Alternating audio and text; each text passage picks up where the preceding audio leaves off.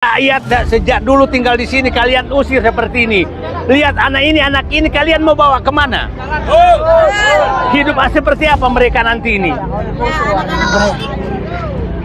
Saya nggak tahu hati kalian.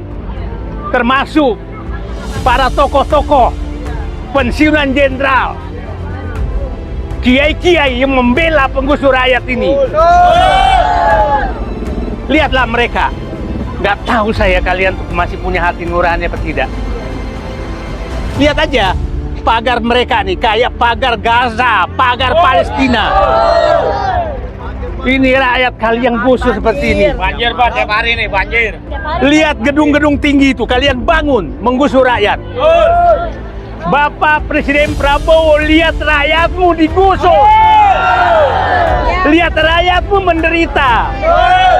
Lihat anak-anak ini mau dibawa kemana mereka? Sekolah nggak ada, tiap hari banjir demi konglomerasi yang kalian bangun di sini. Jadi mereka memang membuat pagar seperti ini dan irigasi semua ditutup sehingga rakyat kebanjiran tiap hari. Ini kita punya pemerintah yang biadab kepada rakyatnya. Demi dan atas nama kesejahteraan dan kemakmuran rakyat, Presiden Prabowo Subianto diminta untuk menghentikan pembangunan proyek strategis nasional Pantai Indah Kapuk II. Sebab kalau diteruskan, rakyat akan menderita dan kemakmuran serta kesejahteraan rakyat akan semakin jauh dari harapan. Masyarakat berharap Presiden Prabowo menunjukkan empati dan simpati kepada rakyat. Proyek PSNPIK 2 sangat jauh dari sisi kemanusiaan dan penyelamatan lingkungan. Untuk mendesak pemerintah, elemen kekuatan sipil dan demokrasi mengadakan diskusi dan bedah kondisi dalam dialog kebangsaan tentang proyek itu. Dialog itu khusus membedah PSNPIK 2 yang berlangsung di Al Jazeera Signature Resto Menteng yang diprakarsai oleh Dio Suharmonastri, Edi Mulyadi, dan kawan-kawan. Ini saya berada di Kronjo. Ini masih terpampang plang proyek PIK 2, PT Kuku Mandiri Lestari. PT Kuku Mandiri Lestari ini adalah anak perusahaan Agung Sedayu. Dan coba lihat, rakyat masih menggarap tanah dengan sangat subur. Dan ini mereka juga menghargai dengan Rp50.000. Coba bayangkan, Anda bayangkan ini sudah mulai ditimbun sebelah sini. Tanah sawah sudah diuruk, akhirnya tidak bisa lagi ditanami. Nah, Anda bisa bayangkan betapa tanah pertanian subur dihargai dengan Rp50.000 per meter. Coba bayangkan seandainya Presiden Prabowo menyelamatkan sawah-sawah ini yang saya pikir bisa mencapai ratusan ribu hektar, daripada dia mencetak sawah baru yang di Papua sana setelah sawahnya dicetak dengan harga yang sama sangat mahal. Nah, kalau mau memperbaiki, saya pikir ini tinggal perbaiki irigasinya, maka tanah ini menjadi sangat subur, dan saya pikir kita punya lumbung pangan yang jaraknya hanya puluhan kilometer dari Jakarta. Dalam dialog itu terungkap bahwa terdapat segudang kebobrokan birokrasi dan pelanggaran hukum yang terjadi dari sejak penetapan proyek dijadikan sebagai PSN.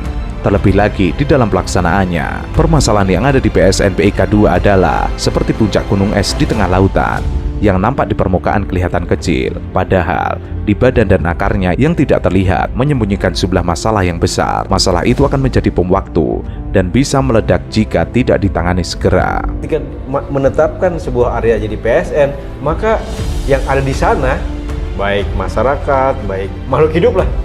Hidup ya.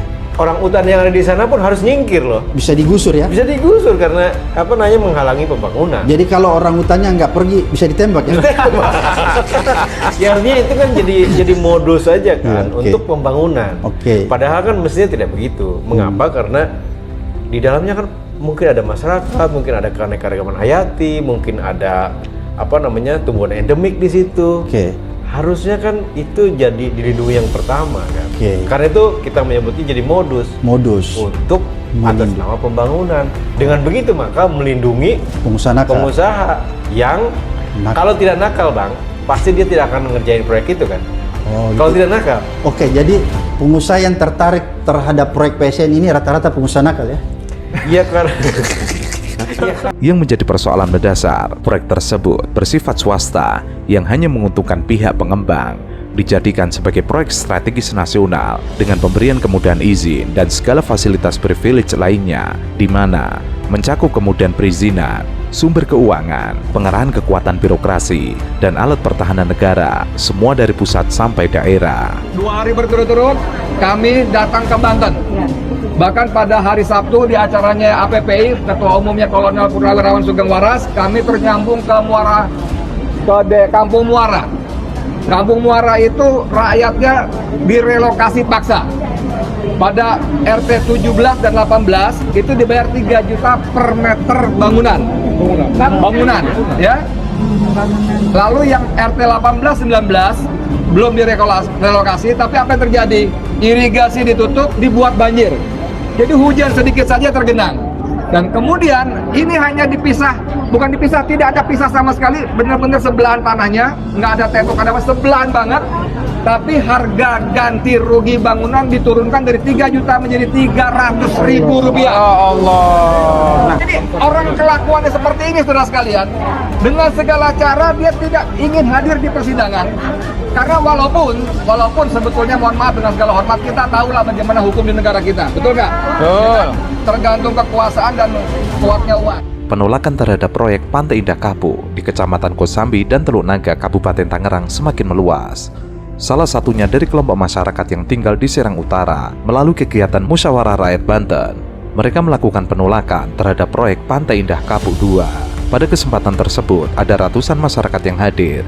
Mereka merupakan perwakilan dari 80 desa yang tinggal di pesisir utara Banten dan terdampak proyek PIK 2 mulai dari Kabupaten Tangerang hingga Kabupaten Serang. Selain itu, ada juga perwakilan dari organisasi pemuda, organisasi masyarakat, dan organisasi mahasiswa yang hadir. Tokoh nasional yang ikut dalam kegiatan tersebut yaitu Said Didu mengaku semakin banyak masyarakat yang sadar dan ikut menyuarakan kritik terhadap proyek PIK 2. Menurutnya, 3 bulan terakhir mulai banyak yang berani bersuara. Nggak bisa. Iya Pak, aduh. Coba sini maju Bu. Pengambil kebijakan dia lah. Sini. Ratusan ribu rakyat seperti ini. Kalian gusur di kampung mereka. Lihat anak-anak. Lihat anak-anak. Mereka mau hidup kemana anak-anak seperti ini? Nih, anak-anak masih kecil. Kalian masih kekali. Kalian gusur, kalian apa? Pertama, Camat Puntang yang mengizinkan fasilitas kecamatannya digunakan untuk konferensi pers mengkritisi kebijakan pemerintah yang merugikan rakyat. Said Didu juga mengatakan soal pembebasan lahan yang dilakukan oleh pengembang dengan harga yang dinilai merugikan rakyat. Apalagi tanah masyarakat hanya dibayar 50.000. Lalu, Said Didu juga mengkritisi soal serapan tenaga kerja di kawasan PIK 2 yang dinilai tidak sebanding dengan jumlah masyarakat yang kehilangan mata pencahariannya akibat proyek tersebut. Lebih lanjut, Said Didu mendesak agar proyek PIK 2 bisa dilepaskan dari proyek strategis nasional. Pasalnya hanya ada 1.755 hektar yang berstatus PSN, sementara sisanya merupakan aktivitas bisnis biasa. Karena apa?